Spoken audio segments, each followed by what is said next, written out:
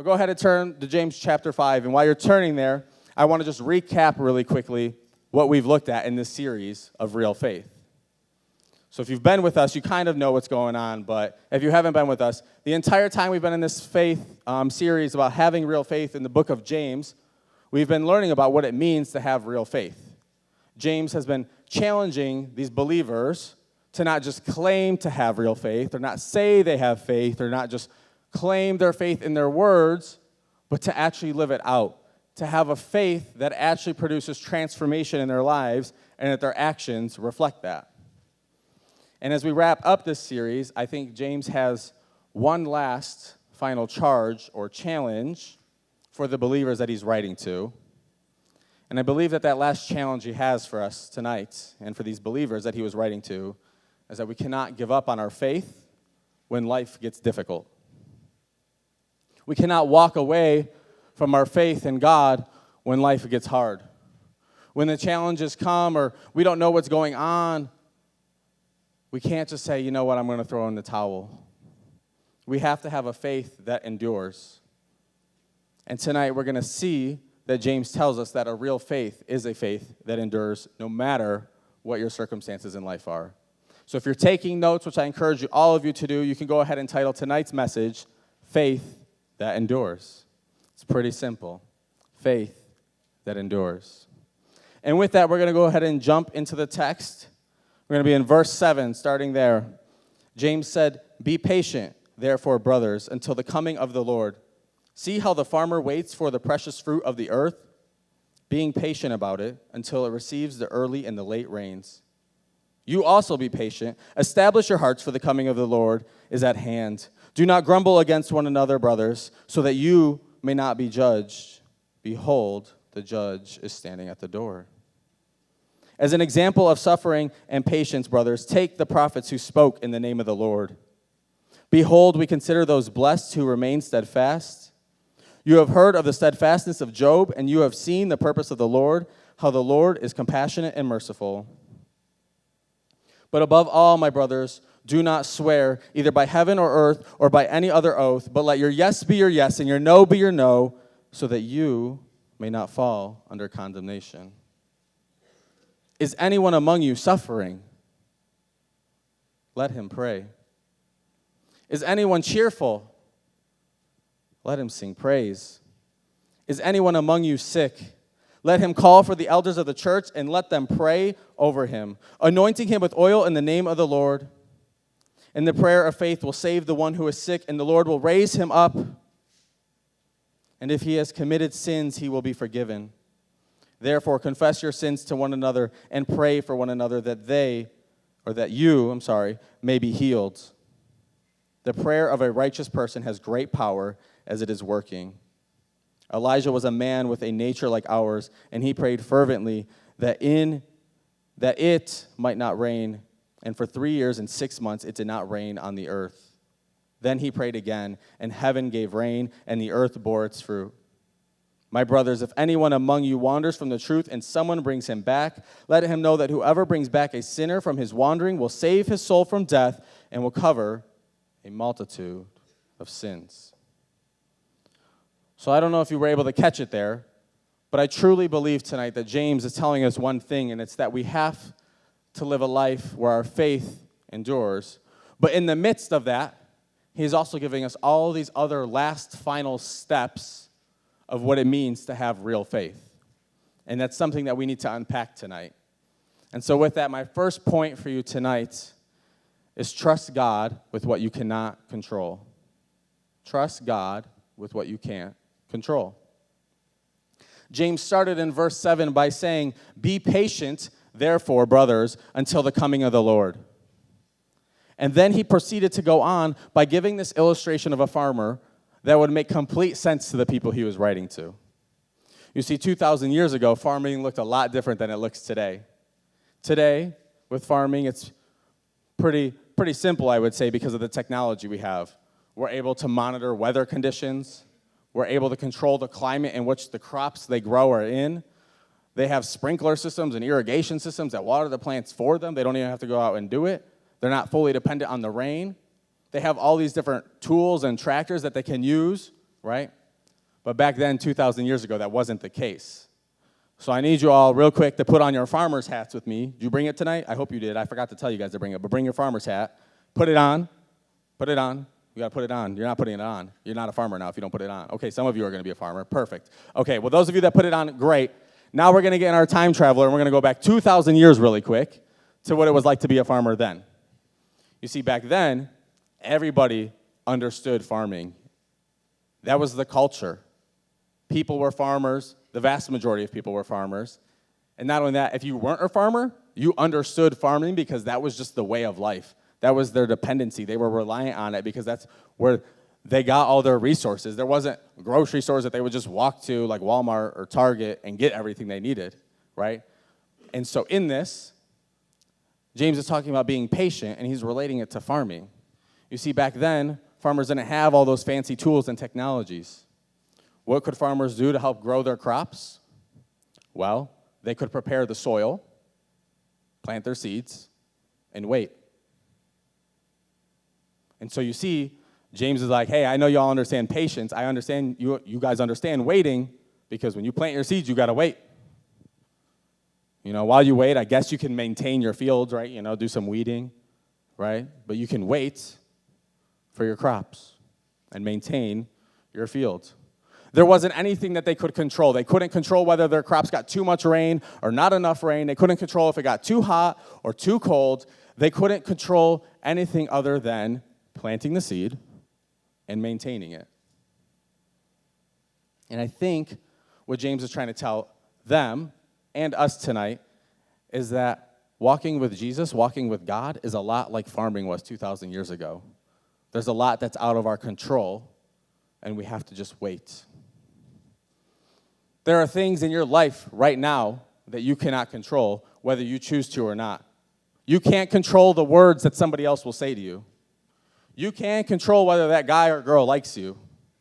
You can't control what's happening in your family's lives sometimes. You can't control what tomorrow will bring. And the worst part about it is we waste so much energy and time trying to control these things that we cannot control, worrying about them, and trying to change the circumstances. And then what makes it even worse is we missed it all to begin with because those things were never ours to control to begin with. If we are to have real faith, our faith must involve trusting God with what we cannot control and honoring Him with what we can control. We have to trust God with what we cannot control and honor Him with what we can control. So you might not be able to control what somebody else says or if they like you, but you can control your response to that. You might not be able to control the situations that are going on in your family life or the things that you're facing, but you can choose to follow Jesus through those things and lean on Him in that. You might not be able to control how long you have to wait for something or how much patience you have to have for something, but you can choose how you're going to wait in that season. And this leads me to my second point for us tonight, which is do not waste the waiting. Don't waste the waiting, students. James continued on in verses 8 and 9, and he said, you also be patient. Establish your hearts, for the coming of the Lord is at hand. Do not grumble against one another. And so on, he continues. James not only reminds these believers that there's a time in their life where you're going to have to wait and have patience, but now he's challenging them in that waiting to not waste it. You see, there's a day coming when we will all stand before God and face judgment. Whether that's exactly when the Lord comes or when we get to heaven, there will be a day when we face judgment. And James understands this. He knows this. This is why he's telling them about the importance of having real faith. We are going to be judged for everything on this earth, everything that we've done, everything that we've said, and he wants them to live a life of real faith, not so they have this perfect, clean record when they get to heaven, but so they have lived a life like Jesus, and when they get to heaven, God will see that. Our goal on earth is to live like Jesus. And James understands these things, and he knows these things, and that's why he's been saying all these things that we've looked at throughout the book of James. But he also understands something else, that we're vulnerable in this season of waiting. You see, we can make mistakes in our vulnerability. More so, waiting can make us vulnerable to the temptation to sin. When you've prayed about something and maybe you don't hear God answering those prayers, you begin to question if God even hears you. And maybe you just stop praying altogether. When you're trying to follow Jesus to the best of your ability and live like him every day, but life just continues to get harder, you begin to question, well, is following Jesus even worth it? When you're hurting or you're feeling pain or you're in the midst of rough waters and seasons where you feel like you're suffering, it becomes easy to complain. It becomes easy to grumble. You begin to lash out at people. You begin to compromise your boundaries. You begin to do things that you know you shouldn't do. And this is why James says these words, establish your heart. This means that we stand firm. We keep following Jesus. We keep trusting in him. Just because you can't see God working doesn't mean God isn't doing something. God is always at work, whether we can see it or not. And James lets us know this, because if we continue on in the text, he points to these prophets from the Old Testament. You see, these prophets in the Old Testament were people who faced great opposition and great persecution. These prophets were bold in their faith. They didn't walk around when life got difficult and take a seat and say, you know what? This is too much for me. This is too hard. I'm done. And then look over at their other prophet friend and say, bro, this is stupid. This is dumb. Like, what are we doing? They didn't start complaining about their circumstances. No, they stood up, tall, strong, and bold in their faith, and they remained faithful to God. They kept trusting in God. They kept praying to God, and they faced their opposition knowing that they had a God that was bigger than the opposition and suffering that they were going through. And these believers that James is writing to, they know these stories of these prophets. And so he's reminding them of this. So instead of us maybe living lives where we're in a season of waiting or in a season of pain and hurting, and we soak in that suffering and we soak in that and just allow ourselves to complain and, oh, poor me and pity me, what if we started living lives where we proclaimed everything that's right about God, even in the midst of our suffering and waiting? That we walked around with our heads up high and said, God is still good. God is still faithful. I don't know what's going on, but God, you are worthy of my praise and all the worship that I could ever give you, because no matter what I'm facing, you've already paid it all for me. Let us live lives like these prophets lived, that no matter what comes, we trust and lean on God and proclaim the goodness of his name. Let us live lives that say, God, I don't know what's going on. God, I don't know what's happening, but I'm going to trust in you through it all. And James doubles down on this. In verse 11, he then gives us the example of Job, a man from the Old Testament. And James said, you have heard of the steadfastness of Job, and you have seen the purpose of the Lord. This man Job, also from the Old Testament, faced a lot of suffering and persecution. And in the middle of him facing these things, he had to wait. He didn't know everything that was going to happen. He didn't know what the outcomes of these situations were going to be. He couldn't see the purpose behind what was happening. And something happens interesting when we read the book of Job, because we can read the book along and we don't have to wait all the years. We can keep reading along in the book, and we see what eventually happens, that God had a greater purpose, a greater work that was happening in the life of Job. But Job didn't get the luxury of skipping ahead. He had to live through the suffering and the pain, and he had to wait to discover the purpose behind it. And I think sometimes that's what our life is like when we follow Jesus too. We don't always get to see what God is up to or the work that he wants to do in us when we're in the middle of a season of waiting. We're in the middle of a storm in our life. I know for me personally, I found myself walking through seasons of waiting or seasons of confusion or pain or suffering, and I found myself asking things like, God, why is this even happening? God, why am I waiting so much? God, what's the purpose behind this waiting?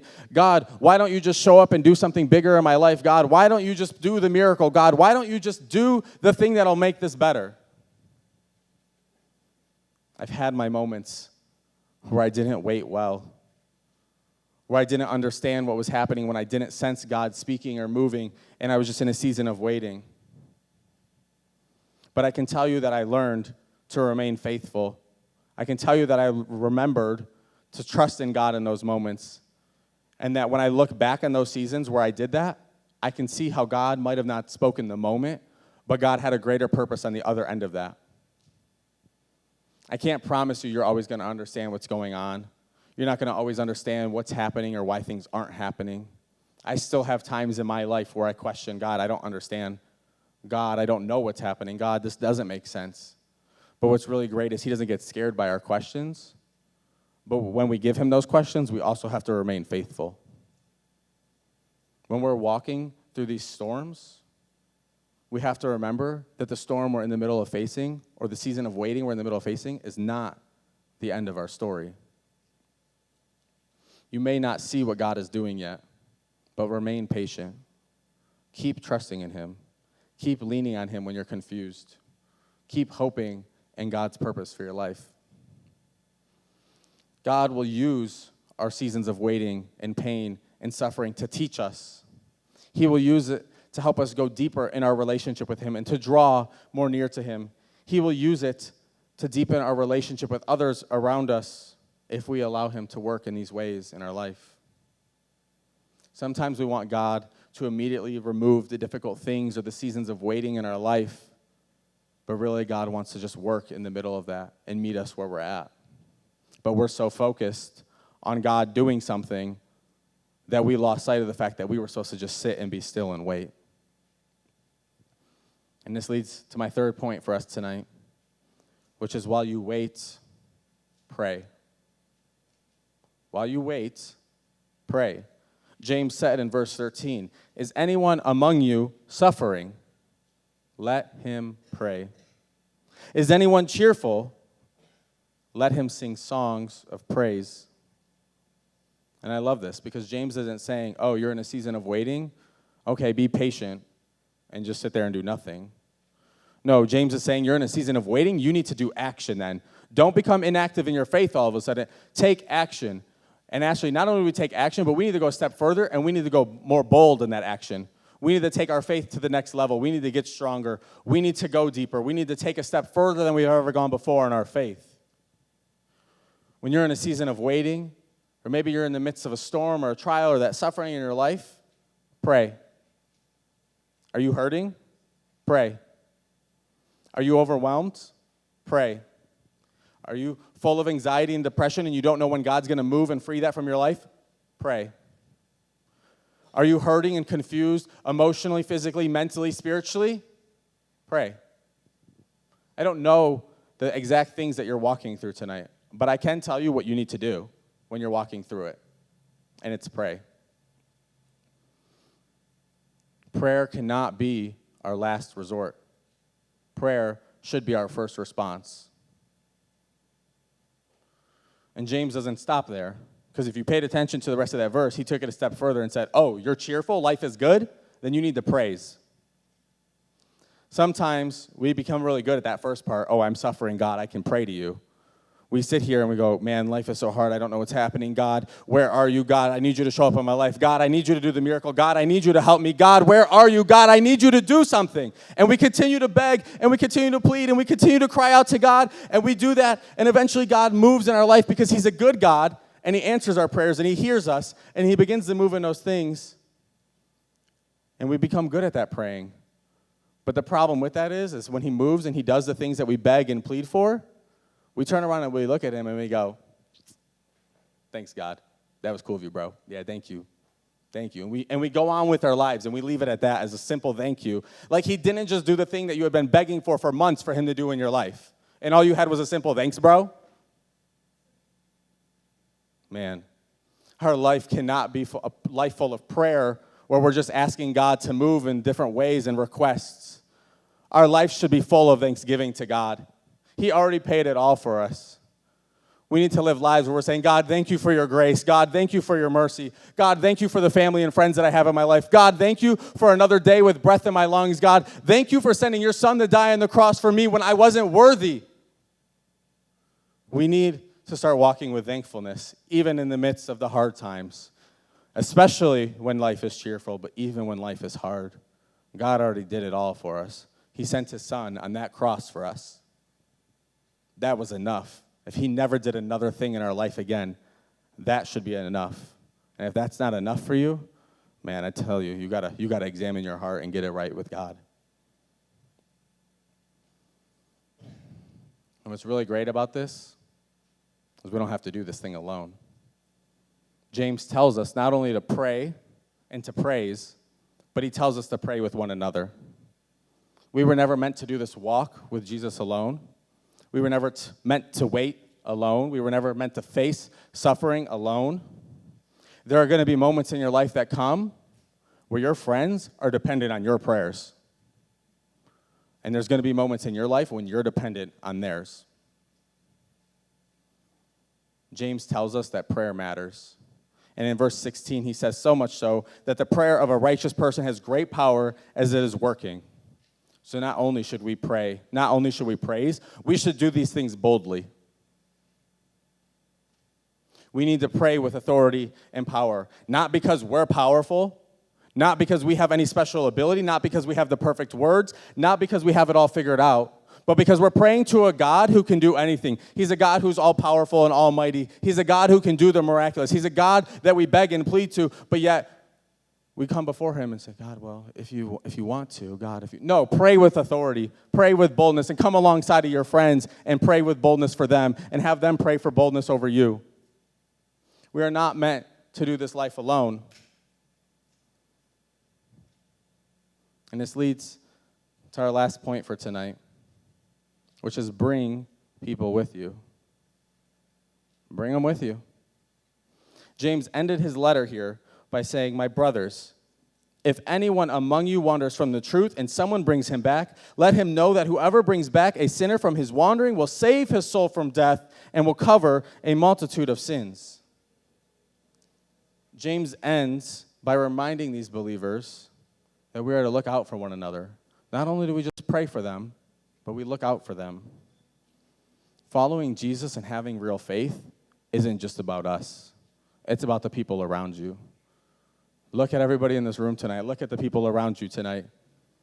These aren't just random people that happen to show up to the same youth group on a Wednesday night with you. These aren't people that just happen to go to the same church with you. These are your brothers and sisters in Christ. It is your job to also help them in their faith and their walks with Christ. We are to care about each other's faith just as much as we care about our own. If your friend is beginning to walk away from Jesus or walk away from the faith, that's not a pass for you to start gossiping about them. That's not a pass for you to start judging them. That's not an excuse for you to throw in the towel and say, well, that was their choice. What do you want me to do about it? Go after them. Encourage them. Pray for them. Point them back to the truth. Tell them about Jesus again. Bring them back to that place that you know they need to get to. Yes, only Jesus saves. It's by God's grace and through faith in Jesus Christ alone that we are saved. But don't get it twisted. God will gladly work through you to bring other people back to him and to point people towards him. We cannot count people out. We need to bring people with us to the foot of the cross so they have an opportunity to know the Lord too. Or maybe they knew the Lord and they've walked away or they've drifted in their faith and we need to bring them back. And I believe that this wraps up the whole point of what James is getting us at tonight, is that we have to have a faith that endures. We have to have real faith because our faith cannot give up when life gets hard, when life gets challenging. We're in a season of suffering or a season of waiting. We have to keep trusting in God. We have to keep following Jesus. We have to keep leaning on him no matter what circumstances we're faced in life.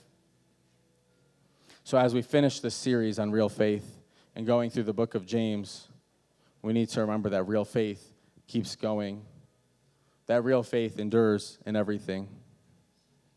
That when you can't control that situation, you trust God. That when you're in a season of waiting, you remain faithful. That when you're suffering, you remember that it's not the end of your story.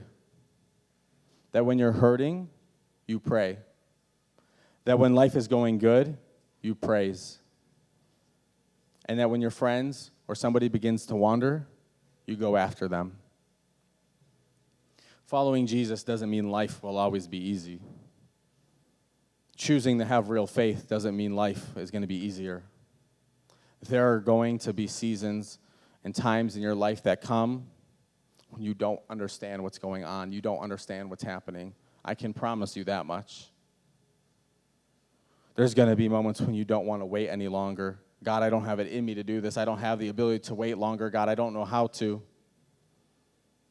There's going to be moments when you say, God, this is not going according to how I planned. God, this is not what life was meant to look like. God, what is happening? This is not what I envisioned for myself.